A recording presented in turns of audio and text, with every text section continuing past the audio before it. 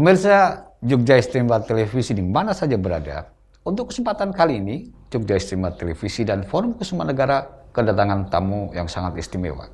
Beliau adalah seorang dokumentator yang mengkhususkan dirinya untuk melacak literasi-literasi atau catatan-catatan tentang sastra.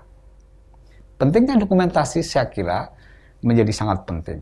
Terlalu sering orang atau siapapun untuk kepentingannya mencari dokumentasi. Tetapi banyak orang abai tentang pentingnya sebuah catatan.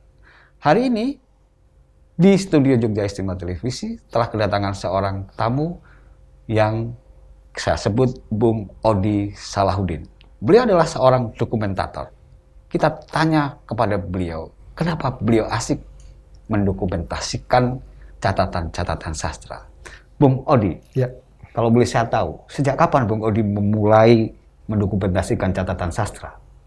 Kalau secara masih terus-menerus itu tentu di sela kesibukan kerja ya. Intensitasnya sekitar 10 tahun lebih. Oke. Gitu. Apa motivasi Bung Odi itu mendokumentasikan karya sastra yang bertebaran itu? Kalau pertama itu bersifat personal sebenarnya.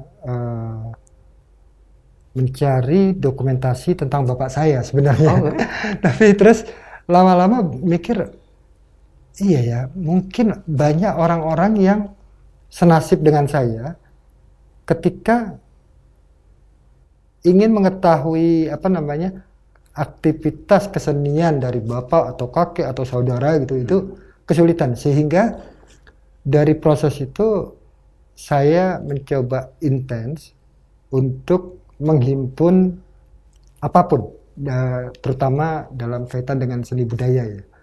Kalau awalnya sebenarnya teater, tapi terus pas lihat-lihat wah ada tulisan yang menarik ini atau tulisan teman, sehingga terpikir lagi ya kenapa tidak didokumentasikan semuanya gitu ya.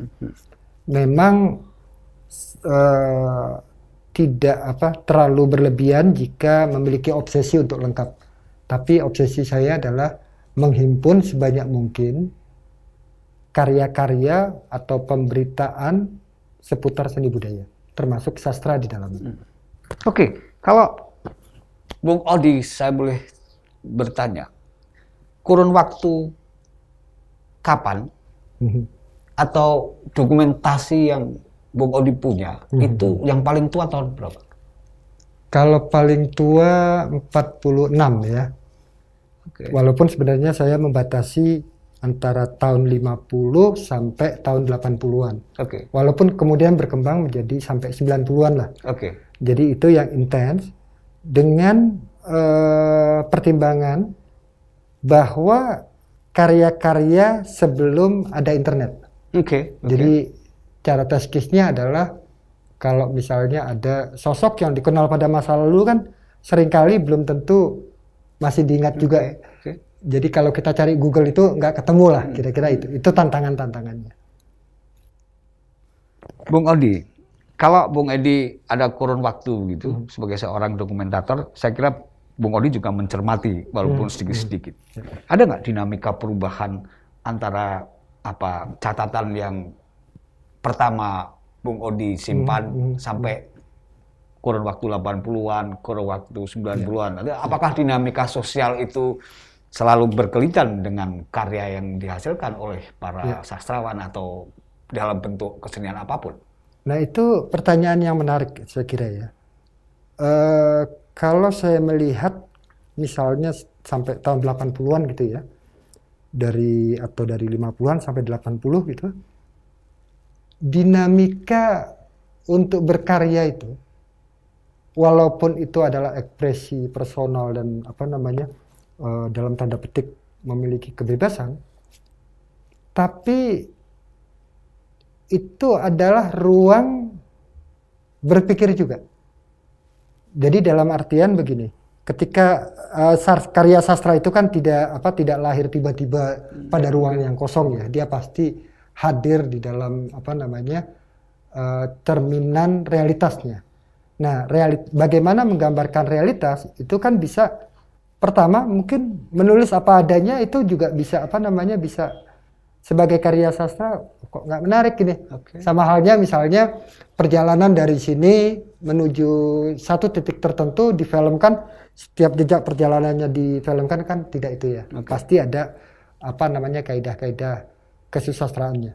Tapi di dalam apa namanya di dalam penulisan karya, bagaimana penulis melahirkan gagasan-gagasan atau ide-idenya tentang kehidupan itu sendiri atau untuk mensikapi realitasnya. Oke. Nah, ini menjadi apa namanya menjadi hidup karena yang mengapresiasi ataupun memberikan apa namanya kritik atas tulisan-tulisan itu juga hidup. Misalnya kalau kita lihat di dalam majalah apa Cerpen atau majalah Mimbar Indonesia ataupun majalah sastra gitu ya sebelum ada Horizon, ada selain apa namanya misalnya terbit nih satu edisi isinya cerpen semua, akan ada satu yang dianggap terbaik itu diberi apresiasi atau dikritik oleh redaksinya. Tapi nanti ada juga setiap penerbitan itu istilahnya giliran saudara.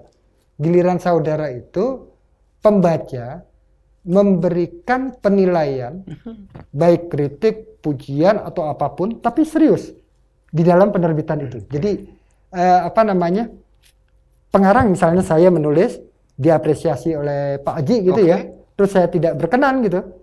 Pada edisi berikutnya tanggapan saya itu bisa dimuat juga.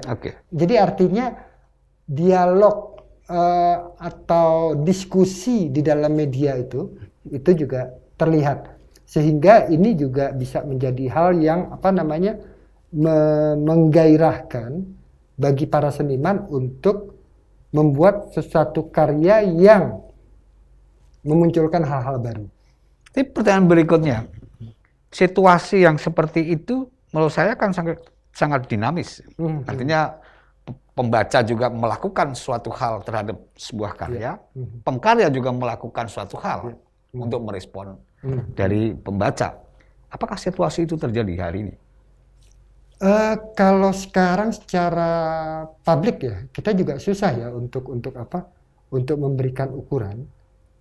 Barangkali ada, tapi di kelompok-kelompok yang terbatas, misalnya ruang medsos gitu ya. Ruang medsos itu kan banyak sekali komunitas, walaupun tidak seluruhnya. Karena sepertinya sekarang ada keengganan untuk mengkritisi karya orang lain gitu.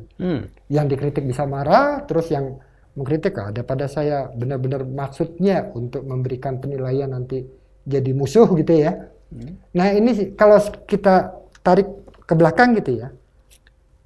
Misalnya dulu itu di media, di Jogja aja, yang saya kira bisa terlihat dari tahun 50-an ada majalah Minggu Pagi, majalah umum, tapi apa namanya karya-karya sastranya, karya cerpen-cerpennya itu ditulis oleh hampir sebagian besar yang sekarang kita kenal sebagai sastrawan, baik dari Jogja sendiri ataupun dari luar gitu ya. Atau ada majalah budaya yang kebetulan juga beralamat di Jogja, dia punya diterbitkan oleh Jawatan Kebudayaan Indonesia yang berkantor pusatnya di Jogja. Itu juga menjadi ruang ekspresi yang semuanya kita kenal juga sebagai sastrawan. Sedangkan media-medianya gitu ya, dari zaman Mimbar Indonesia itu ada semacam komentar atau apa ya. Jadi misalnya saya mengirimkan karya sastra, entah puisi, entah cerpen atau apapun, apakah itu akan dimuat atau tidak, atau komentar dari redaksi itu dimuat, walaupun singkat. Misalnya, wah ini karya Odi ini masih belum bisa belum belum layak, masih berkepanjangan misalnya, atau bertele-tele. Singkat, tapi itu menjadi masukan bagi para penulis. Oke. Nah, ini yang saya kira hidup juga di era PSK ya. Oke. Kebetulan saya berkesempatan untuk melihat dokumentasi terbitannya majalah Pelopor itu, Mingguan Pelopor. Itu kan ada semacam kompetisi tapi bahasanya singkat. Misalnya, wah Pak Haji ini ikut menyusul untuk ikut kompetisi. Jadi di sana itu ada pawai itu ya terseleksi. Nah itu bisa dari berbagai kota atau dibuat per kota. Pawai Bantul, pawai Sleman, pawai Banyuwangi, pawai apa gitu ya. Nah selain itu juga ada yang namanya kompetisi. Nah kompetisi itu dia bisa lintas kota, tapi kualitasnya lebih baik dibandingkan yang pawai. Nah kalau yang dianggap baik itu yang kita kenal pada rubrik Sabana gitu ya. Nah ini ada sehingga semua orang juga bisa tahu apakah karya saya dimuat dan apa kritiknya. Nah ini juga hidup kalau kita lihat misalnya di majalah koran masa kini, koran Jogja Pos, koran apa lagi? Bernas, gitu ya. Nah, media sebagai satu yang berperan penting di dalam mempublikasikan karya sastra, dia juga memberikan ruang atau dukungan bagi upaya-upaya untuk berlatih. Sehingga misalnya di masa kini dulu ada yang namanya Insani. Di Bernas itu dulu ada namanya Renas. Terus pada periode Sunardian menjadi Kereta gitu ya. Di mana para penulis yaitu bisa bertatap langsung melakukan diskusi dari rumah ke rumah gitu ya. Jadi misalnya agendanya minggu ini tanggal sekian kita belajar ke rumah Cak Nun. Maka itu rombongan itu datang ke tempat Cak Nun. Atau menggunakan rumahnya siapa, misalnya ke rumahnya X, Linus Suryadi akan hadir pada pertemuan besok. Nah di situ dibahas tentang sastra dan tentang semacam penilaian atas karya-karya dari para penulis yang terlibat di dalam. Jadi sastrawannya hadir ya, kayak Linus, kayak Cak Non atau penulis. Nah, dari dokumentasi Mas Audi itu kan bisa terbaca bahwa dinamika berkesenian atau bersastra pada masa itu sangat dinamis sekali. Menurut Mas Audi, kenapa hari ini tidak terjadi? Ya, atau belum terjadi? Atau saking sibuknya sudah terjadi. Jadi kalau kita lihat masa-masa keemasan sastrawan gitu ya. Mungkin begini, sastrawan itu kan dulu di bawah sadar atau dengan kesadarannya dia ingin memberikan kontribusi bagi pembangunan bangsa ini. Oh ya? Jadi obsesi-obsesinya itu ada. Sehingga ketika misalnya dia menuliskan satu karya itu membawa pikiran-pikiran tertentu untuk bangsa ini.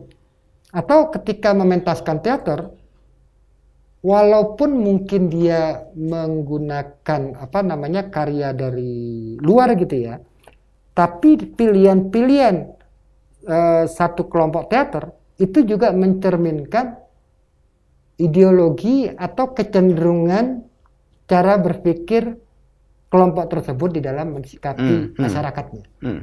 Nah, hal yang lain, misalnya kalau kita lihat di Jogja gitu ya.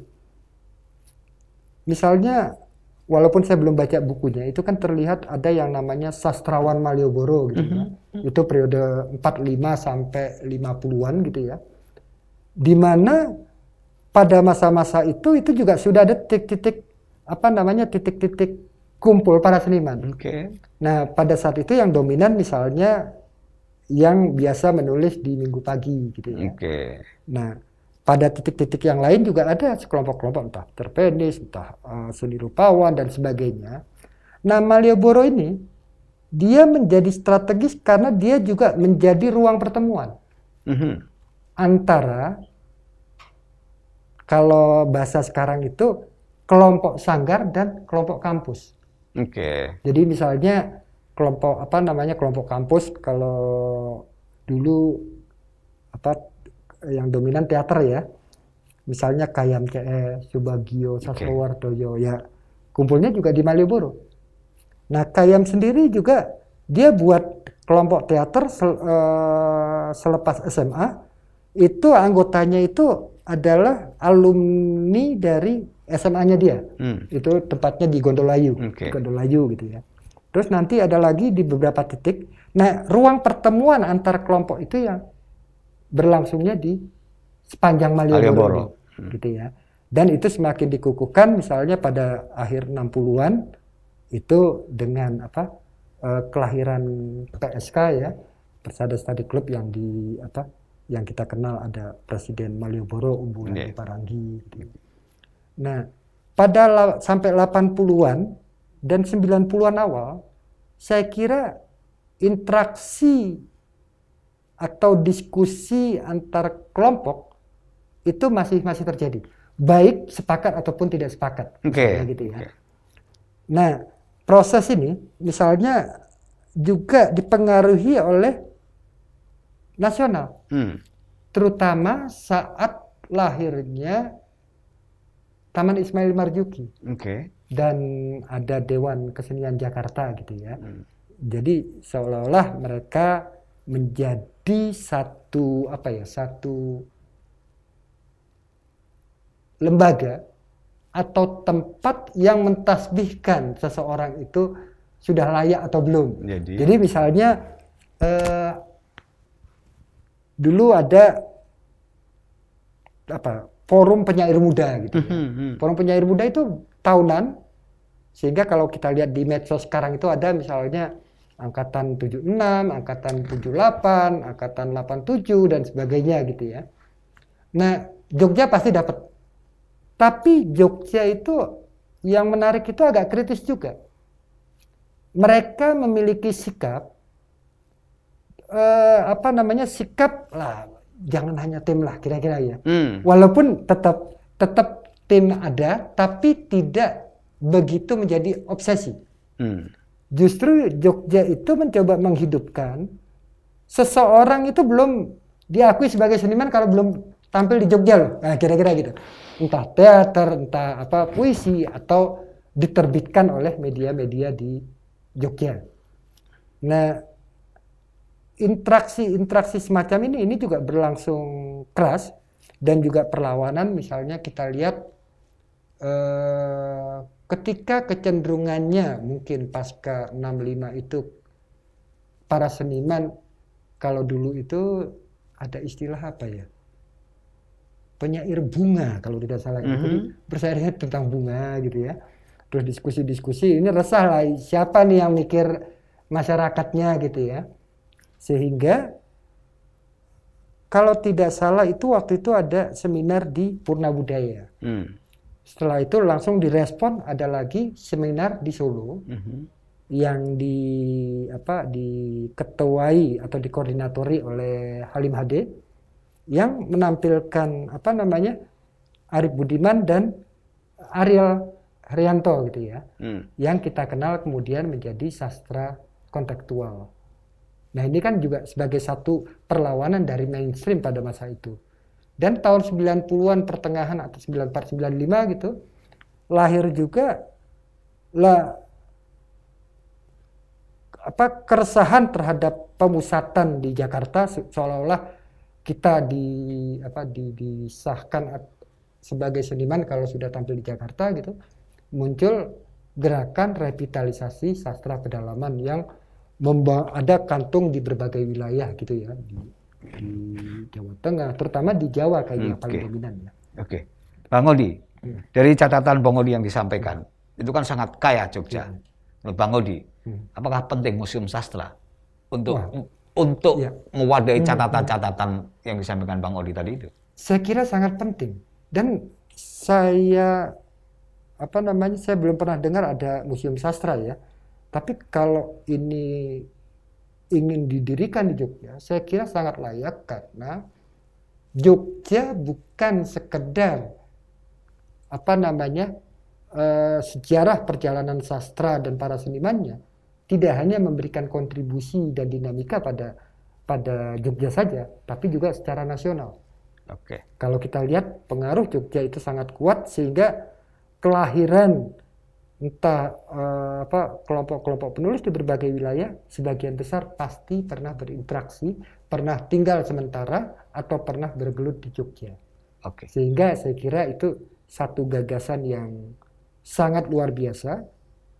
Nah, cuma sebagai catatan begini, ketika museum, kan kita sering dengar, wah kalau museum itu seolah-olah satu bangunan yang mati, kita datang sekali selesai gitu ya. Nah, bagaimana kalau misalnya itu betul-betul ingin dibentuk, dia mengintegrasikan sesuai dengan fungsi dari museum sebagai satu, bukan hanya sekedar tempat penyimpanan artefak, tapi juga sebagai tempat kajian, pengetahuan dan sebagainya. Maka integrasinya adalah dengan tersedianya dokumentasi yang memadai. Misalnya ketika seseorang mungkin seniman atau anaknya seniman masa lalu ke Jogja, ibu dulu bapak aku ini pernah aktif di sini, dia datang ke museum itu bisa melihat dan bisa mencari apa sih aktivitas bapakku atau karya-karya bapakku yang belum berkesempatan untuk melihat misalnya. Ini sendiri juga akan memancing, bukan kalau ini kan untuk apresiasi, untuk kenangan gitu ya, tapi betul-betul juga bisa jadi pusat pengetahuan jika kita bisa menampilkan dengan dengan kuat. Misalnya memetakan kelompok-kelompok sastra di Jogja gitu ya. Saya baca beberapa penelitian ataupun itu ya, itu masih kurang kuat. Ya memang salah satunya adalah keterbatasan waktu, kan gitu. Selalu begitu. Tapi ini keterbatasan waktu atau memang tidak mencoba mencari gitu ya. Nah, terus pilihan-pilihan dari misalnya begini. Contoh paling sederhana, ada satu tulisan. Ini begini, nama A, B, C, gitu ya. Yang lainnya kita tidak diketahui, tapi di halaman lain dia munculkan nama-nama. Loh, artinya ini kan ada. Nah, tinggal persoalannya bagaimana mengintegrasikan ini, bahwa kita tidak tahu banyak tentang sosok itu atau kelompok itu soal nanti dulu. Nanti itu yang menjadi PR, bagaimana sih kelompok ini gitu ya. Jadi kuncinya integrasi. Integrasikan biar pemirsa, hidup. Jadi museumnya tidak mati gitu ya. Pemirsa, sebuah ide dan gagasan hanya akan menjadi ide dan gagasan tanpa dukungan semua pihak. Saya kira apa yang kita gagas hari ini untuk kemajuan kita bersama. Pemirsa harusnya mendukung ide dan gagasan baik, karena ide dan gagasan yang ada tentu untuk kebaikan kita semua. Salam jumpa di Jogja Istimewa Televisi pada lain waktu dan kesempatan. Terima kasih. Sama-sama Pak Haji.